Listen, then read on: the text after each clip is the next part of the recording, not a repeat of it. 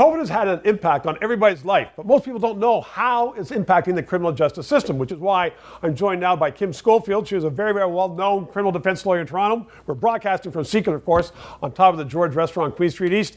And Kim, you were just telling me that we're hearing stories out of the States where a lot of people are let out of jail because of COVID.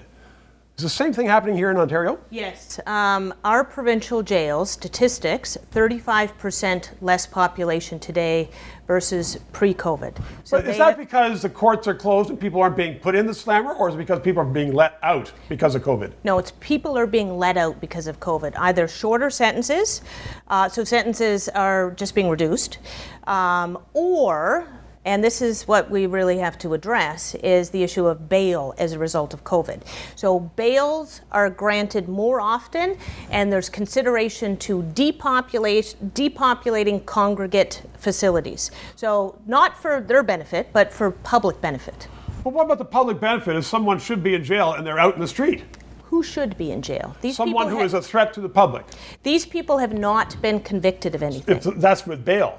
But Yes. if somebody's in jail and they're serving a sentence, maybe they should be there to protect the public. And I think the AG is very, and the Solicitor General are looking at those cases very closely, and they're saying that we'll just give you early parole. So they're people that are non-violent offenders, drug offenders, so people that are not a danger to the public per se. Okay, so anybody watching this right now doesn't have to be worried about there's some offender out there who should be in jail and they're out in public now. In other words, serious offenders are staying in jail.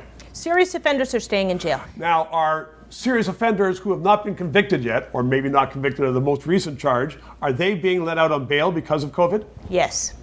Not across the board, but it is a factor and it's a consideration. And they're being electronically monitored generally.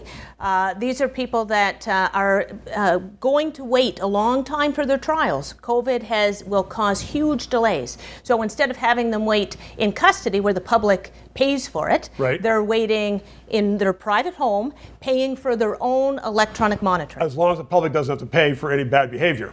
Well, we haven't seen much of that yet. Well, that's good. That's very reassuring. Now, tell me then, just quickly, about the courts, because most people have heard about the civil courts being, or closed down or else having videos.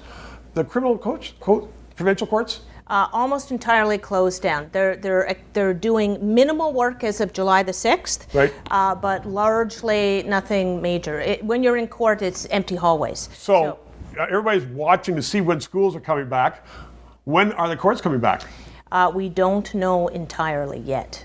Juries won't even start to sit until September, and then it's a big question mark on how they're going to have 12 people socially distancing in a courtroom with lawyers and accused and judges. We just don't know that yet. Okay. Well, we'll have to have you back. Kim Schofield, 3 minutes. Thank you. Thanks very much. Thank you for watching. We are going to continue to broadcast from the secret bar here on top of the George Restaurant courtyards on Queen Street East in Toronto. In these days, where politicians are spending a lot of your money, Parliament's not sitting, it's important to have an independent news source. That's what we are doing. We hope you subscribe.